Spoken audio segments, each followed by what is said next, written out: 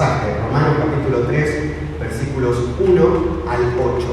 Dice, fidelidad de Dios es el título que se elige poner en esta versión. Entonces, ¿qué se gana con ser judío? ¿O qué valor tiene la circuncisión? Contextualizamos esta pregunta. Un pueblo que venía obedeciendo al Señor, también venía desobedeciéndolo según el caso, y llegaron al punto de decir, ¿cuál es la ventaja? ¿Cuál es la ventaja de estar en este camino? La respuesta en el versículo 2, respuesta inmediata que da Pablo, mucho, desde cualquier punto de vista. En este diálogo que tenemos con Dios, muchas veces traemos la pregunta y creemos que la palabra sabemos que nos da la respuesta. En este caso, la palabra misma también nos sugiere preguntas retóricas para clarificar pensamientos equivocados. Entonces, Pablo en la carta dice que se gana mucho, desde cualquier punto de vista. En primer lugar, a los judíos se les confiaron las palabras mismas de Dios. En primer lugar, es decir, lo prioritario, primero que nada, tienen las palabras de Dios.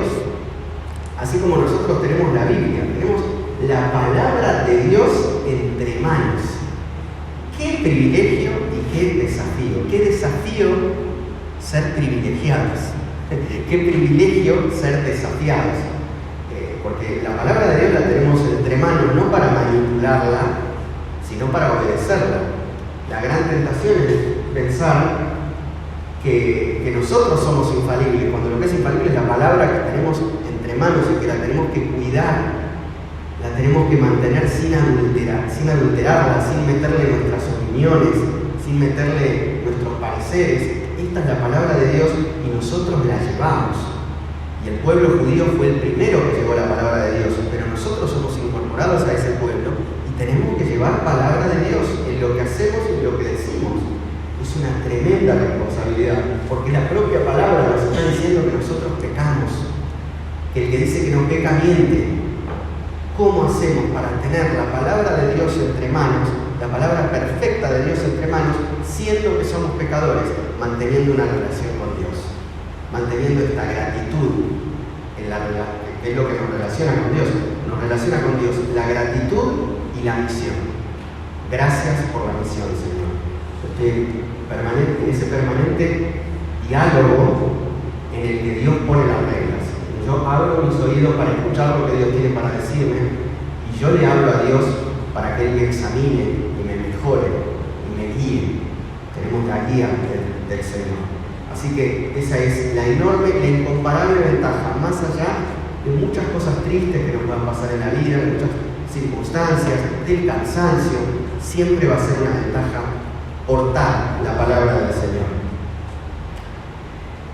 Pero entonces, otra pregunta que nos sugiere Pablo, que en realidad probablemente la tome de lo que él escuchaba, que en el pueblo judío empezaba a surgir, ¿no? Surgen preguntas y Pablo dice, bueno, está bien, vamos a contestar, vamos a pensar las cosas. Entonces, si a algunos les faltó la fe, ¿acaso su falta de fe anula la fidelidad de Dios? Es una pregunta retórica y la respuesta esperable de Pablo. De ninguna manera. Dios es siempre veraz, aunque el hombre sea mentiroso. Así está escrito. Y basándose en el Salmo 51, lo cita Pablo, dice, por eso eres justo en tu sentencia y triunfarás cuando te juzguen. Pero si nuestra injusticia pone de relieve la justicia de Dios, ¿qué diremos? ¿Que Dios es injusto al descargar sobre nosotros su ira? Habla en términos humanos Pablo. La respuesta obviamente, otra vez esperable, dice, de ninguna manera. Si así fuera, ¿cómo podría Dios juzgar al mundo? Alguien podría objetar, si mi mentira destaca la verdad de Dios y así aumenta su gloria, ¿por qué todavía se me juzga como pecador? ¿Por qué no decir, hagamos lo malo para que venga lo bueno? Así nos calumnian algunos, asegurando que eso es lo que enseñamos, pero bien merecida se tiene la condenación. Esta idea falsa que iba creciendo entre los griegos, ¿no? Comamos y bebamos que mañana moriremos.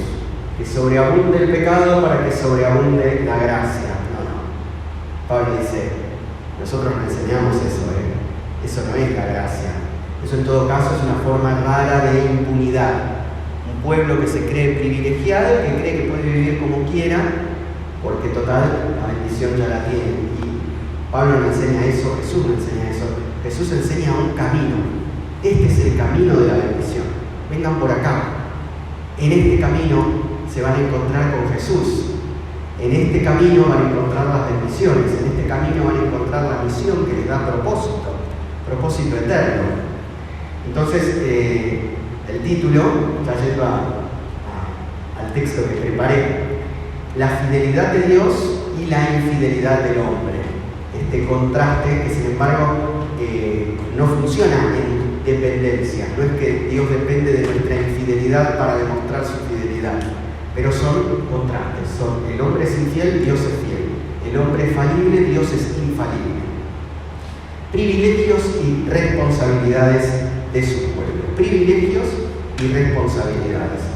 Los judíos mayormente conocían y conocen su característica distintiva, su característica única a lo largo de toda la historia.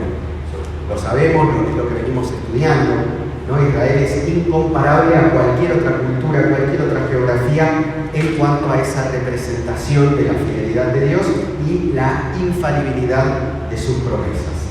Los judíos saben que constituyen desde siempre el pueblo elegido por Dios, elegido para Dios, elegido por Dios, elegido para Dios.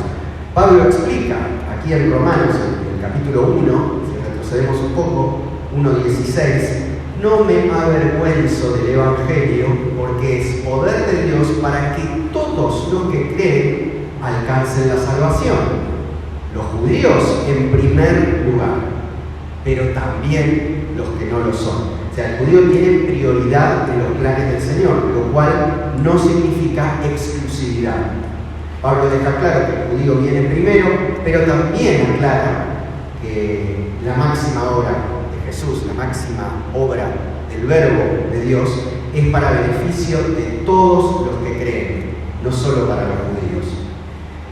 Bueno, hasta el fin de sus días en el mundo, Pablo sostuvo que efectivamente Dios dispuso a los judíos para una posición especial en la historia de la humanidad.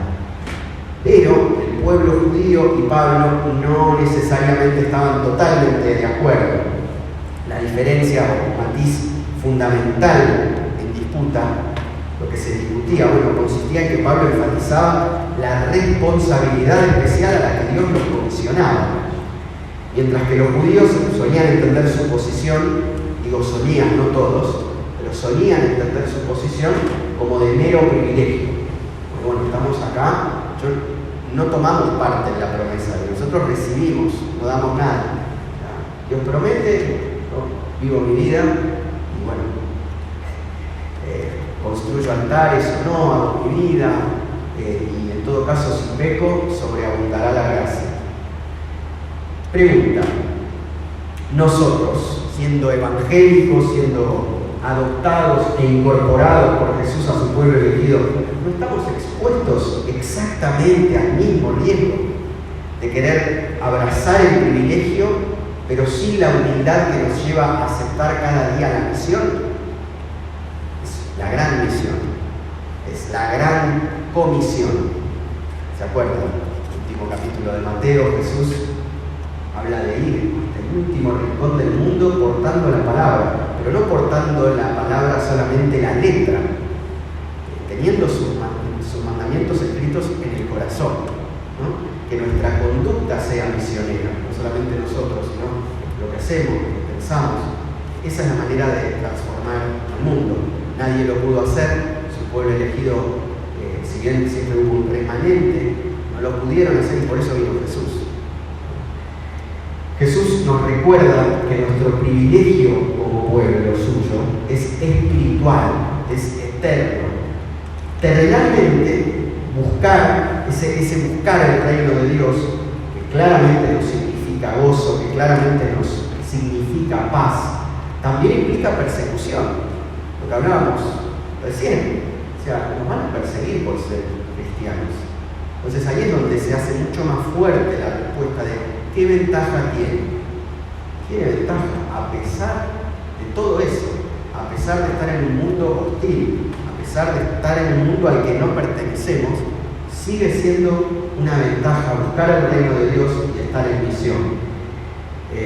No nos exime el portar la palabra de Dios, el ser cristianos, el ser de su pueblo, no nos exime de todos los males propios del mundo caído. Por eso la ventaja de llevar una vida abundante no nos quita necesariamente todos los pesares.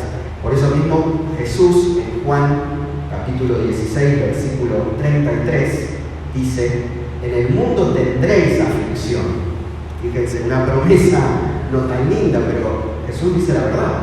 En el mundo tendréis aflicción, pero confiad, porque yo he vencido al mundo. Es un pasaje fuerte cuando nos toca atravesar aflicciones, dramas. Confiad, yo he vencido al mundo. Jesús venció toda clase de muerte, toda clase de maldad. Y vaya que el pueblo judío debió sufrir.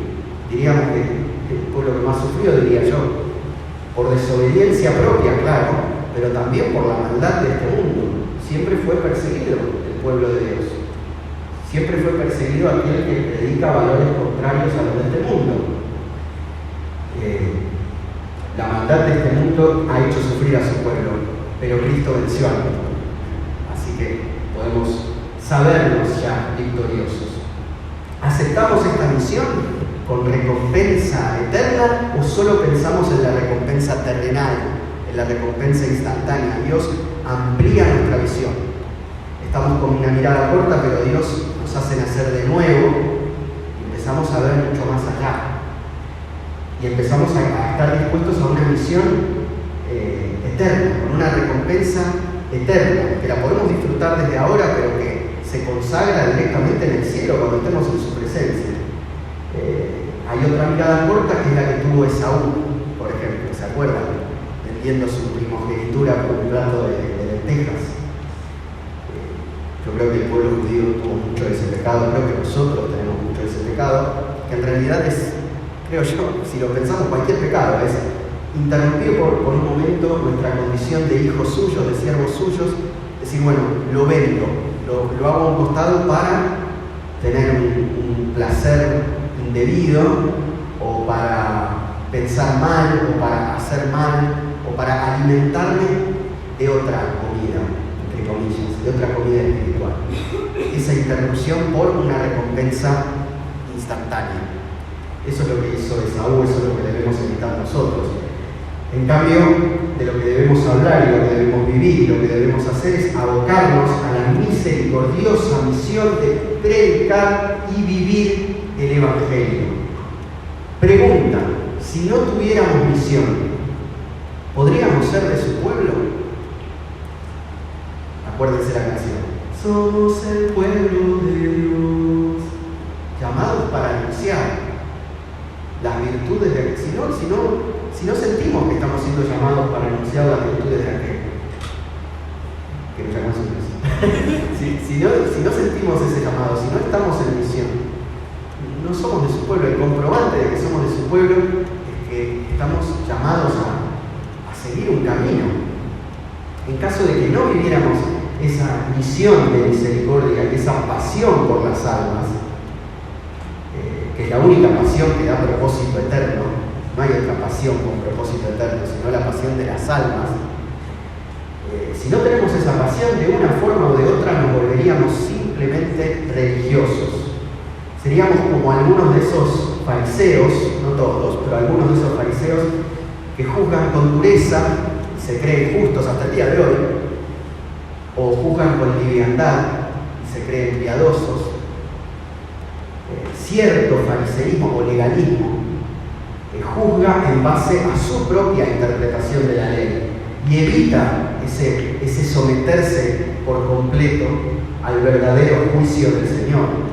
Yo les pregunto, ustedes seguramente conocerán, yo conozco cristianos que ya no priorizan la lectura de la Biblia, que se llaman cristianos, que creen que son cristianos, que es posible que lo sean incluso, pero que están alejándose peligrosamente de la palabra de Dios. Nadie puede juzgar si son o no son, pero quiero decir, si no priorizamos la lectura de la Biblia, si relativizamos pasajes de la Biblia, si ablandamos o endurecemos palabras acomodándolas a una manera de pensar, bueno, se va también a tergiversar esa misión que tenemos y que nos hace pueblo, que nos lleva a ser agradecidos en ese camino de misión.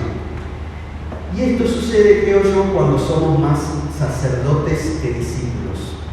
Nosotros como bautistas nos jactamos hasta cierto punto con buena razón de llevar cada uno su propio sacerdocio, su propia interpretación de la Biblia dentro de lo que son cuestiones tolerables a interpretar, ¿no? Hay cuestiones que son básicas y fundamentales, y luego hay interpretaciones con las que convivimos y decimos, mira, yo lo veo más así, yo lo veo más así, bueno, busquemos un equilibrio, no es tan así, que tampoco es tan así. Bueno, y ese es el sacerdocio del creyente, por eso creemos que cada uno tiene su Biblia, no es que necesitamos ir a un confesionario o ir a alguien que está, entre comillas, más cerca de Dios para leernos la Biblia, sino que nosotros mismos tomamos la Biblia y la leemos. Ese es el sacerdocio. Pero cuidado cuando somos sacerdotes antes que discípulos. Cuidado cuando nosotros estamos marcando un camino en lugar de seguir sus pisadas. Primero discípulos, luego viene la parte de llevar el sacerdocio. Primero actitud de obediencia, porque si no, nuestras interpretaciones de la Biblia van a ser llevadas a nuestra conveniencia, a nuestra manera de vivir. El sacerdocio tiene que ser desde la responsabilidad del que quiere obedecer. Esta tendencia a la soberbia es una miseria del ser humano, no es un mal que aqueje a judíos solamente. Pero hablamos de los judíos y hablamos de nosotros porque portamos la palabra de Dios. Entonces, es una tentación caer en soberbia, es decir, esta palabra es infalible y yo tengo la palabra infalible. Entonces, es mejor decir, esta palabra es infalible, pero yo no lo soy. Y yo necesito de esta palabra. No la tengo que llevar a la palabra me tiene que llevar a mí, ¿no? Entonces, la actitud fariseica del legalista se basa en ese amor equivocado, ¿no? El mero legalista ama tener razón, más de lo que ama la verdad. Ama la teoría cristiana, mientras él mismo pueda proveerla, o ella misma pueda proveerla, más de lo que ama la práctica cristiana. La teoría más que la práctica. La ley más que la voluntad del Padre. Ama llevar un estilo de vida. Esto lo vengo escuchando muchísimo. ¿Qué es ser cristiano? Mucha gente está respondiendo que es un estilo de vida. ¿Cómo es eso? Habría que profundizar, ¿no? Porque depende de la época, depende del lugar, qué significa un estilo de vida. En esa respuesta hay un riesgo de acomodarse al mundo, de acomodarse a los valores del mundo. Seguimos a Jesús mismo, a la persona de Jesús después. Cada uno tendrá su estilo para hacerlo, pero la luz es el Señor.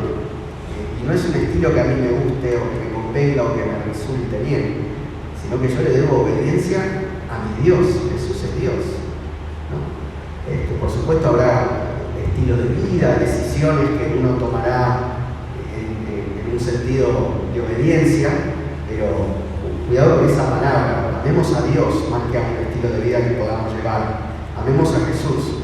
En definitiva, lo que quiero decir, el legalista se toma a sí mismo y a sus pensamientos como parámetro supremo de vida, olvidando de a poco que el juicio perfecto, que el juicio justo, que el juicio piadoso viene del Señor y está en su palabra. Y es un juicio que debe ser buscado cada día, primeramente a fin de examinarnos a nosotros mismos. Ese es cuando el parámetro soy yo, en lugar de hacer así, empiezo a hacer así. Este no hace como yo. Debería ser así. En cambio, cuando el parámetro es el Señor, ese dedo viene acá. Y yo me examino y le pido al Señor que me examine para poder caminar cada vez mejor en ese camino, valga la redundancia. Para poder caminar la vida como Jesús lo hizo. ¿Qué fue, volviendo al pasaje, qué fue lo que Pablo reconoció que había sido confiado especialmente a los judíos? ¿Qué fue? Bueno, los oráculos de Dios. los oráculos de Dios. Es una manera difícil de decir otra cosa. ¿Qué quería decir con esto? La palabra que él utiliza es logia, una palabra común en el Antiguo Testamento griego para una especial afirmación, todo lo que fuera especial afirmación o pronunciamiento de Dios. Pero lo que significa específicamente son los 10 mandamientos. Entonces, eso es lo que había sido confiado especialmente a los judíos. Lo que Dios confió a los judíos fueron mandamientos antes que privilegios. Por supuesto, es un privilegio llevar esos mandamientos. Por supuesto, es una bendición única llevar tales mandamientos y es para bendición incomparable obedecer esos mandamientos. Dios dijo, son un pueblo especial, por lo tanto deben llevar una vida especial. No les dijo, bueno, son un pueblo tan singular que pueden hacer lo que se les antoje. No. Había un llamado. El llevar mandamientos, ayer escritos en piedra, hoy por hoy escritos en el corazón, no significa tanto el privilegio de hacerlos cumplir, sino la responsabilidad de cumplirlos cada uno de nosotros, como cada uno de los verdaderos judíos, de ese remanente. Porque hablamos de los judíos confundidos, hablamos de los judíos que no ven a Jesús, pero también los judíos escribieron la Biblia. O sea, hay un remanente, hay un pueblo que no reconoce, porque la Biblia misma aclara, a los suyos vino y los suyos no lo reconocieron. Pero sin embargo también hay un remanente que es el que escribe la Biblia. Por eso hablo de verdaderos judíos. Los judíos que siguieron en ese camino para encontrarse con Cristo. Lo que Dios le dijo a los suyos fue, son mi pueblo especial, por lo tanto deben hacer lo que yo quiero. ¿A qué les recuerda esto? A mí me recuerda a las palabras de Jesús, ¿no? Porque Jesús repite este mismo modelo de mandamiento. Por ejemplo, lo recibió Abraham en otro tiempo, pero es un mismo modelo de mandamiento. Y en la Biblia se registra cuando Jesús le vuelve a presentar este mandamiento de amor al pueblo de Dios.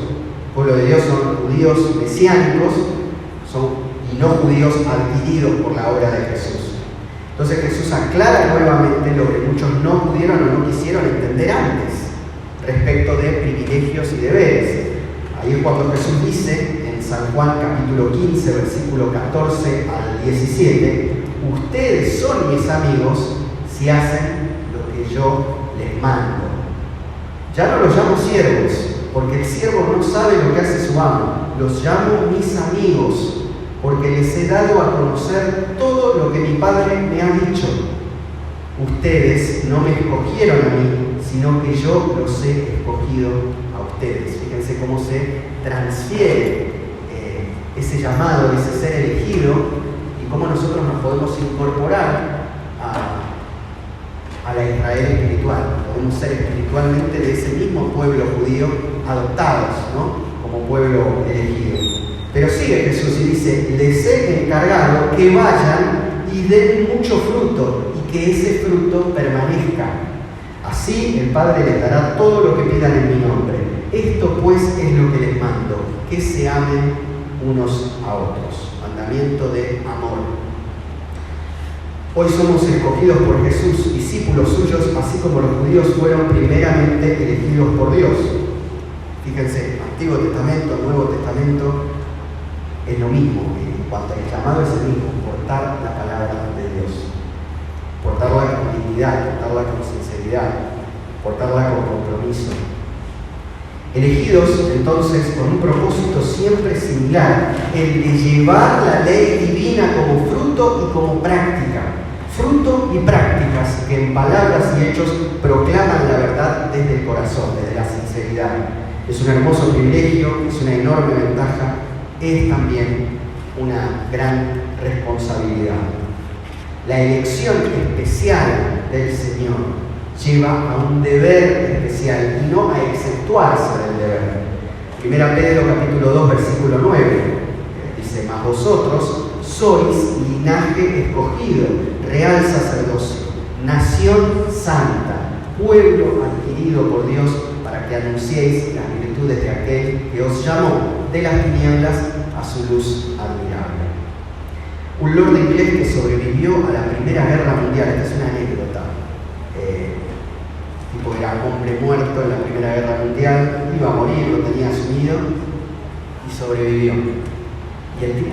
comentaba, decía, por alguna circunstancia estoy vivo, todavía estoy vivo, no lo podía creer. Me pregunto qué querrá Dios que haga con una vida tan especialmente librada. Un razonamiento como este no llegaba al sentir, al pensar y al sentir de todos los judíos. A veces no llega a nuestro pensar y a nuestro sentir ese pensamiento. Todavía estamos vivos, todavía tenemos vida espiritual. Esto es por un propósito. ¿Qué hago con esto? ¿Qué hago con esto tan grande? Muchos no podían entender que ser la elección de Dios trae como consecuencia un deber sagrado hacia un camino especial que lleva a encontrar, a reconocer y a seguir a Jesús mismo, a Dios mismo. En todos sus escritos, Pablo tiene en mente 3 hechos fundamentales acerca de los judíos que aparecen aquí en forma embrionaria. Pablo obviamente no coloca a todos los judíos bajo condenación. Por lo mismo se expresa de la siguiente manera: ¿y qué si algunos de ellos fueron infieles? Pero entonces, si a algunos les faltó fe, dice esta versión, ese algunos es fantástico, porque en ese algunos está diciendo no alcanza con ser judío, pero también está diciendo que hay un remanente. O sea, no todos desobedecieron, pero tampoco todos están, digamos, exentos y salvos de todo solo por el hecho de haber nacido en una cultura, en un lugar geográfico, en una historia. No, algunos mantuvieron la fe, otros no. Entonces en ese algunos hay un montón de mensajes. Si a algunos les faltó la fe, ¿acaso su falta de fe anula la fidelidad de Dios? En esa pregunta ya él está revelando, dice algunos, que hay un remanente y que lo importante es ser judío verdadero, judío comisionado, judío llamado a la misión de Dios. Entonces analicemos. Primero, Pablo, certeramente convencido de que Dios siempre tiene razón, aun cuando condena a muchos de su pueblo escogido, lo hace con razón. No condena a todos, condena a algunos, porque no se mantuvieron en la fe.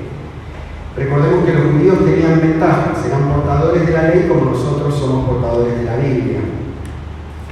Portamos palabra infalible y esa es objetivamente una ventaja, aunque mal interpretada nos puede atentar a caer en soberbia. ¿Qué significa para nosotros ventaja? Un poco volviendo al comienzo, ¿cuál es la ventaja? Y es interesante ver cómo Jonás, Moisés, Abraham, hasta el mismo Jesús tuvieron respuestas interesantes que no parecen condecir con la de una ventaja terrenal que uno voluntariamente sepa o pueda abrazar fácilmente. Las ventajas espirituales se aprecian con miradas profundamente espirituales. Son ventajas para aprovechar desde la sabiduría, no son ventajas para una mirada corta. Fíjense las excusas que puso Abraham, porque no le daba su fe para creer en semejantes promesas. Y cometía errores porque ya se cansó de esperar. No, esto no. Dios se equivocó o yo estoy entendiendo mal. Fíjense Moisés cuando dice, no, yo no puedo porque soy tartamudo, ponía excusas. O Samuel cuando lo llamaron hasta que finalmente dijo, sí, me está llamando. O Jonás cuando dijo, tengo que predicar en Nínive. No, yo no. Entonces, pero era una ventaja. En todos los casos hablamos de ventajas, pero ojo que no es tan fácil aceptar esa ventaja. Jesús mismo, que nunca pecó, que no puso excusas, pero él dice, sinceramente, dice, Padre, si es posible, aparta de mí esta copa. Pero no se haga mi voluntad, sino la tuya. Es decir, él quería en su misericordia salvar a la humanidad, pero tenía la cruz. Y la cruz era un dolor físico incomparable y un dolor espiritual incalculable, incomparable, porque se iba a separar de Dios por primera vez. Entonces él decía, yo en obediencia hago esto. Yo sé que esto va a tener la ventaja de ser nombre sobre todo nombre, de exaltarse hasta lo sumo, pero había que pasar la cruz. ¿No les pasa a veces que, como dice un humorista argentino que se llama Dolina, él dice, yo prefiero haber leído que leer? Todos queremos haber leído, pero leer es más difícil, ¿no? Jesús tenía que pasar esa cruz? Bueno, tenemos que entender la mirada espiritual a la que nos desafía el Señor. Son ventajas, pero son desafíos. Son ventajas, pero van a presentar adversidades. Que si tenemos mirada profunda, las vamos a ver chiquitas esas adversidades comparadas con las misericordias del Señor y con la guía del Señor que vamos a tener en todo momento. Los judíos verdaderos tienen un lugar especial, tienen un acceso directo a sus promesas incomparables. Entonces, el hecho de que fueran infieles hace que la condenación de ellos sea todavía más dolorosa, de alguna manera más pesada. El que está privilegiado, el que está con acceso directo, desprecia la fe, duele más. Conclusión, entonces, debemos tener presente que la responsabilidad es siempre la otra cara del privilegio. Y cuantas más oportunidades de hacer el bien se nos presenten, más grande será nuestra condenación si hacemos el mal. Hay un chiste de los Simpsons para que entendamos cómo nos ve el mundo a nosotros. No sé si vieron el capítulo de los magios. Hay una especie de mafia en el pueblo, más que mafia, una secta, y se reúnen todos con túnicas, y en el delirio de la serie a Homero le encuentran una maquita y dicen: ¡oh, es el elegido! Le habían puesto una piedra que era la piedra de la derrota. La piedra de la vergüenza. La piedra de la vergüenza porque Homero fue un estúpido todo el capítulo haciendo macana. Entonces le dicen: tiene una marca. Entonces le sacan la piedra de la vergüenza y le ponen la piedra del triunfo, que es mucho más pesada y más grande. Entonces, en ese chiste yo encuentro cómo nos ven a nosotros. Dicen: este es el triunfo que proclaman, pero ¿cómo? Se la pasan obedeciendo, se la pasan renunciando a cosas. Claro, para el mundo es locura. Nos ven como sometidos, como no entienden la ventaja. Piensan que es incoherencia. Nosotros tenemos la palabra también para contar con esa cordura. La palabra da cordura, la palabra del Señor nos muestra que ligera es la carga, que ligero es el yugo, y que nuestra ventaja de ser portadores de la verdad, la palabra de verdad, es incomparable. No es un peso con demasiada carga. Bueno, terminamos el punto A, vamos al punto B. Más grande será nuestra condenación si hacemos el mal, tanto que somos privilegiados. El punto B es cortito. No todos eran infieles, lo que habíamos comentado. Pablo nunca se olvidó del remanente fiel. Estaba seguro de que ese remanente, por más pequeño que fuera, era la verdadera esencia judía, la verdadera nación santa, apartada para él. Pasamos al C. También Pablo estaba seguro de que este rechazo de Israel por parte de Dios no era terminante. Debido a ese rechazo parcial, entre comillas, se abrió una puerta a los gentiles. Al final serían los gentiles los que traerían al redil de vuelta a los judíos. Lo habíamos comentado antes. En realidad, los judíos son los que nos predican a nosotros porque la Biblia está escrita por judíos. Pero el pueblo se apartó. El pueblo judío se terminó apartando. Y los gentiles, que fuimos adoptados a su pueblo, tenemos esta misión también de predicarles a ellos. Decirles: che, esta es tu historia, este es tu Dios, este es tu Salvador, vamos, somos un pueblo. Traerlos de vuelta al redil. Así es como gentiles y judíos terminan pudiendo ser uno en Cristo. Este respaldo lo encontramos en Gálatas capítulo 3, versículos 27 y 28. Ya no hay judío ni griego, ya somos uno en Cristo. D. La tragedia del judío viene por haber rechazado la tarea de evangelización del mundo. Alguno puede pensar que evangelizar viene con Jesús. En realidad, el pueblo judío también tenía que vivir los valores del reino de Dios para terminar transformando el mundo, para terminar conquistando el mundo. Ellos rechazaron esa tarea en líneas generales, más allá de un remanente, esa tarea que se les había confiado. Entonces esa misión le fue encomendada, le fue transferida a los gentiles, y finalmente el plan de Dios se hizo realidad. No se dio como había sido originalmente revelado, pero se cumplió, porque no fue ya el judío solamente evangelizando al gentil, sino que de repente aparece el gentil evangelizando al judío, y es un proceso que hasta hoy continúa. Este pasaje contiene además dos grandes verdades humanas universales. Primero, la raíz de todo pecado es la desobediencia. La primera desobediencia del ser humano produjo como consecuencia la pérdida del paraíso. ¿Qué significa esto? Cuando hay desobediencia hay pecado, Dios condena esto. No es que si yo peco entonces va a sobreabundar la gracia, no pasa nada. No. Los pecados traen consecuencias. Dios tiene poder y amor y poder para perdonar los pecados, para empezar otra vez. Pero esa raíz de pecado trae consecuencia y lo que Dios nos pide es que volvamos al camino en esos casos. Porque puede pasar que el orgullo haga que la voluntad humana vaya contra la voluntad de Dios y ahí surge el pecado, ahí surge el problema. No debemos convivir con ese pecado, debemos pedirle al Señor que lo corrija. Si no hubiera desobediencia no habría pecado, hay desobediencia, por eso estamos en problemas. El punto 2, otra cosa que destaco de este pasaje: una vez que el ser humano peca, incorpora una asombrosa capacidad e ingenio incluso para justificar su pecado, autojustificarse, relativizar el peso de su propio pecado.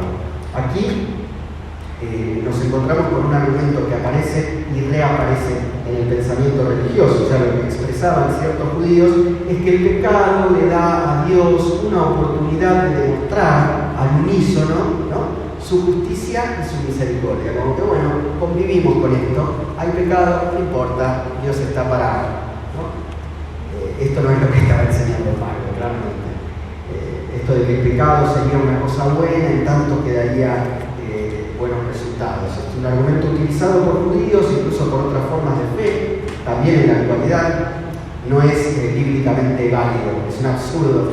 Bajo el mismo criterio podríamos afirmar que no está mal dañar a una persona, ¿no?, porque le estaríamos dando a la persona la oportunidad de mostrar cuánto ama y cuánto perdona a quien la ofende. No. Cuando uno peca, lo que necesita no es ingenio, no es habilidad para restarse pecado, sino humildad para vaciarse, para confesar ese pecado con dolor y vergüenza, para confesar dependencia del Señor, para confesar que no estamos aprovechando la ventaja que Dios nos da. Dios nos da palabra, Dios nos da ventaja para que vivamos en esa ventaja. ¿Cuál es la ventaja de ser judío? ¿Tener impunidad? No. La ventaja de ser judío, la ventaja de ser pueblo de Dios, es seguir en un camino de salvación, en un camino de perdón. No es la impunidad, no es, yo soy pueblo elegido, yo puedo, yo entro, salgo, peco, no es achicar el peso del pecado. Ese no es el propósito de lo que Pablo está enseñando. No es gracia eso. Gracia es: cometí un terrible pecado que no tiene solución, que solamente por milagro del Señor se puede enmendar. O sea, Dios hace un milagro enorme que no podemos calcular. Lo que costó, no podemos calcular lo que se movió en el cielo para borrar nuestro pecado. Entonces, por eso con vergüenza tenemos que pedir perdón, reconocer nuestra dependencia y volver a un camino. Eso es ser pueblo elegido. Pueblo elegido para seguir un camino, no para tener impunidad, no para decir vivo mi vida como se me ocurre, porque total Dios me perdona. Creyendo entonces que el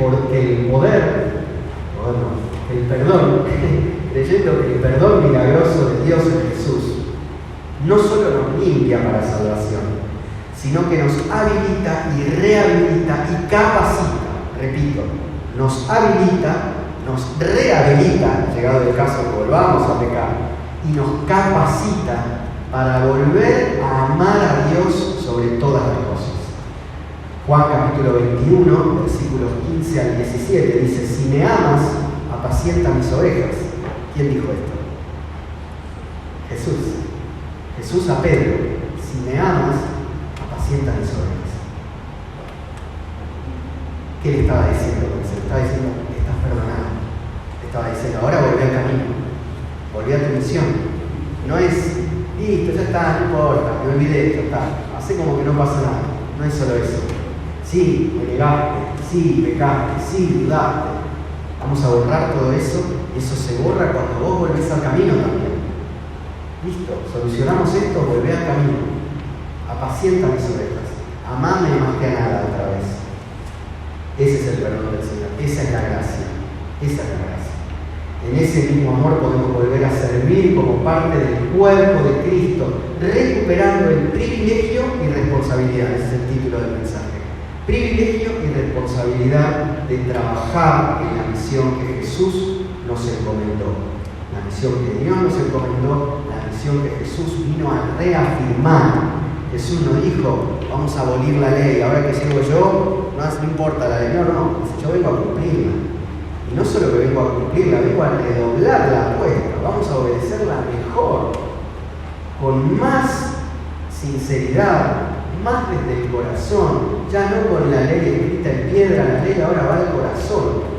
Es un compromiso todavía mayor con la ley, pero desde la misericordia, desde la gracia, desde un entendimiento mucho más profundo, que no es cumplir una letra, es tener un corazón transformado. ¿Cuál es nuestra misión? La de buscar a los perdidos, la de presentarles al único Salvador de las almas, la de hacer crecer a su iglesia con la guía de la palabra que portamos, con la guía de la palabra de Dios y de su Santo Espíritu. Bueno, ya a modo de final, rápidamente, algunas preguntas y respuestas. Recordamos el salmo clarificador que cita Pablo, Salmo 51, porque yo conozco mis rebeliones y mi pecado está siempre delante de mí. Contra ti, solo contra ti he pecado. Contra ti solo he pecado y he hecho lo malo delante de tus ojos, para que seas reconocido justo en tu palabra y tenido por puro en tu juicio. La culpabilidad del ser humano y su responsabilidad ante lo que no ha hecho. Esto contrastado con lo justo que es Dios. Al juzgar, hay una nueva objeción de Pablo en el 3:5. Dice, ¿por qué culpa al pecador si el pecado del hombre hace resaltar la justicia de Dios? O sea, no es una ayuda a su justicia y desobediencia, no. Dios no necesita que seamos desobedientes, Dios no necesita que seamos injustos para entonces Él destacarse como justo, no. Estamos muy lejos de poder conversar con Dios en esos términos, no, Dios pone las condiciones. Hay un juicio, Dios es el juez universal y nuestra injusticia es notoria por su justicia. Esta es la respuesta que da la palabra, esta es la respuesta que da desde Génesis capítulo 18, por ejemplo, muestra cómo Dios es juez. Otra objeción en el 3:7, si la mentira de un hombre hace resaltar la verdad de Dios, ¿es justo condenar al mentiroso? La verdad de Dios no se manifiesta a causa de la mentira de una persona, sino a pesar de esa mentira, a pesar de eso.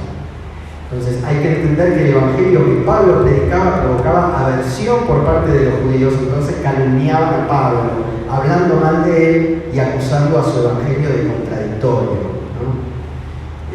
Antinomianismo se dice. Antinomianismo, yo soy muy ignorante de estos términos, ahí Irra me estuvo ayudando, y significa contradicción entre las leyes, ¿no? Hagamos males para que venga el bien. Esto era casi una acusación, decía, vos predicás esto, claro, total. Pablo decía, no estoy enseñando esto, estoy enseñando la gracia del Señor. No es una gracia barata. Algunos explicaban mal, de todas maneras explicaban mal la verdad de la salvación por gracia que Pablo predicaba. Está clarito, ¿no? Lo que Pablo dice en Efesios 2, porque por gracia sois salvos por medio de la fe, y esto no de vosotros, pues es don de Dios, no por obras, para que nadie se gloríe. La salvación es por gracia, lo cual no exime al creyente de hacer buenas obras en los méritos de Jesús y tratar de satisfacer las demandas de la ley moral como fruto de su fe, no como motivo de su salvación, que ya fue ganada en la cruz de Cristo. Otro apunte, el creyente no está bajo la ley, sino bajo la gracia. Sin embargo, está bajo una ley, que es la ley de Cristo.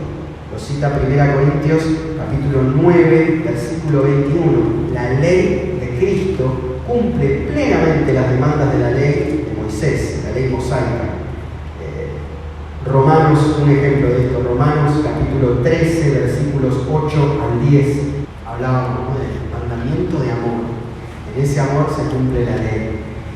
Promesas del judío. Bueno, en relación al texto, Pablo se coloca en esa posición de posible objetor, porque seguramente como judío Pablo ya conocía las posibles objeciones que puede tener ante sus argumentos. Entonces él mismo se adelanta y dice: yo voy a ser objetor, yo voy a hacer las preguntas que hacen ustedes y las voy a contestar, y va punto por punto contestando a esas preguntas. Entonces, son preguntas retóricas con el fin de presentar respuestas a preguntas que incluso no se descarta que él ya haya recibido, ¿no?, sobre la significación de ser judío. Bueno, si el judío y el gentil están en el mismo nivel para Dios, ¿qué ventaja tiene ser judío? Si la circuncisión válida es la del corazón, ¿de qué vale ser judío y llevar la señal del pacto? Y finalmente la pregunta central del capítulo, que lo estuvimos analizando: ¿qué ventaja tiene ser judío? La respuesta es concreta, lo vimos mucho, en todas maneras, por encima de todo, primordialmente, es todo ventaja, ¿no? Les ha sido confiada la palabra de Dios. La revelación de Dios al mundo vino por medio del pueblo judío, nada menos. Ellos escribieron lo que Dios quiso revelar de sí mismo. Y no solo fueron la herramienta que Dios usó, sino que la preservaron pura y sin adulterar para transmitirla generación tras generación. ¿Acaso el no haber cumplido y desobedecido a la ley dada invalida las promesas de Dios? ¿Hace nula la fidelidad de Dios? La palabra es clara, ¿no? Nadie puede anular la fidelidad de Dios, porque Dios es fiel y su fidelidad no está condicionada a nuestro comportamiento.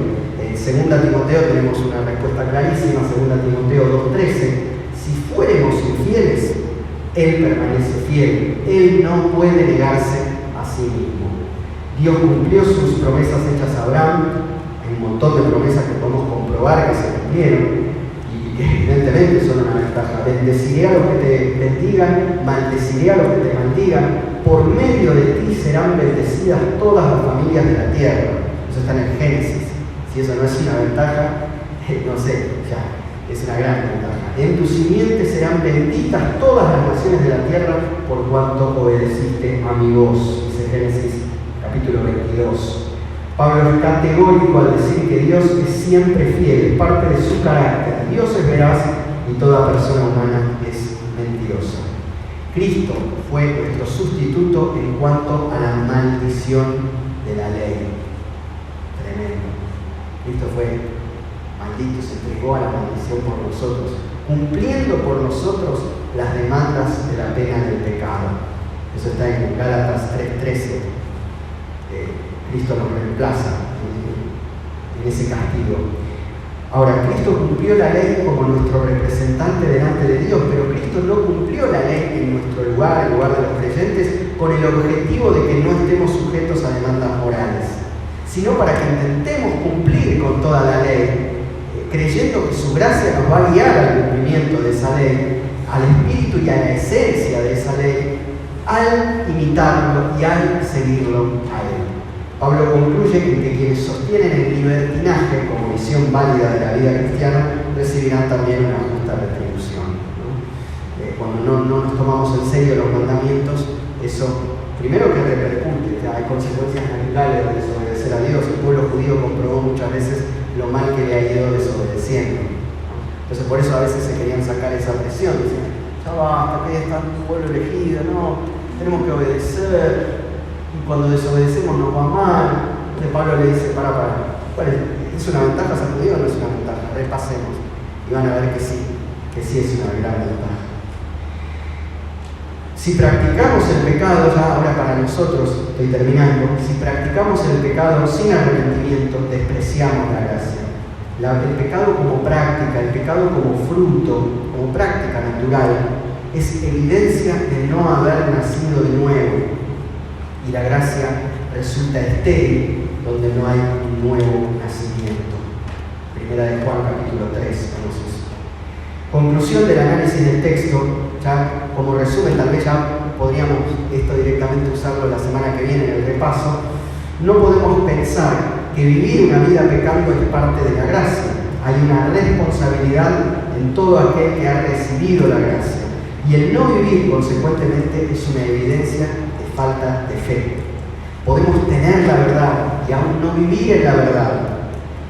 Como el pueblo judío, como nos puede pasar a nosotros, tenemos la verdad pero no vivimos en la verdad, y eso aumenta nuestra responsabilidad. Somos más responsables como portadores de la verdad. El ser portadores de la verdad tampoco nos hace merecedores de la gracia, sino que nos habilita a ser hacedores de su palabra como una consecuencia de creer. ¿Alcanza solo con creer o no alcanza solo con creer? Alcanza con el creer del discípulo, alcanza con el creer que lleva al seguimiento, no el creer de los demonios, que simplemente creen, sino el creer que lleva a la obediencia, el creer que lleva al camino. El judío tiene la bendición de ser quien recibió la revelación, y producto de esta revelación es que somos todos alcanzados. Venimos de ahí, terminamos siendo hijos de Abraham también, porque también nuestra fe es hija de las promesas que recibió Abraham. Gracias a Dios por la ventaja que tienen los judíos, gracias a Dios porque fuimos incorporados a ese pueblo que recibió tan bellas promesas. Nuestras sociedades, incluso si se fijan, se sostienen sobre la base de constituciones nacionales hechas en base a un modelo judeo-cristiano. Y si la sociedad, que en esencia es no cristiana, evidentemente no cristiana, aún vive bajo algunos valores bíblicos, es producto del efecto colateral que tiene la promesa hecha a Abraham. Esto no es un pretexto para decir que nos hace merecedores del cielo, que nos da a nosotros, no, sino como dice el capítulo 2 de Romanos, son evidencias de vida, de vidas entregadas por un corazón transformado por su gracia. ¿Cómo se aplica esto a nosotros? ¿Qué creen? Estamos en el camino, seguramente algo de su misericordia tenemos, así como las sociedades todavía preservan algo de su misericordia, algo de su gracia, algo de su guía, aunque no lo sepan.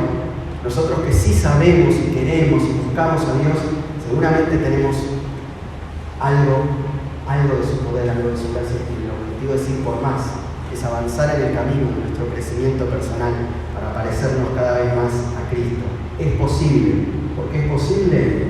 No por mi esfuerzo, es posible por gracia. El Señor nos dice, sigan por este camino, avancen, crean. Es una ventaja. Y cuando estemos pasando por las peores adversidades, no perdamos la fuerza de ese pensamiento. Es una ventaja obedecer al Señor.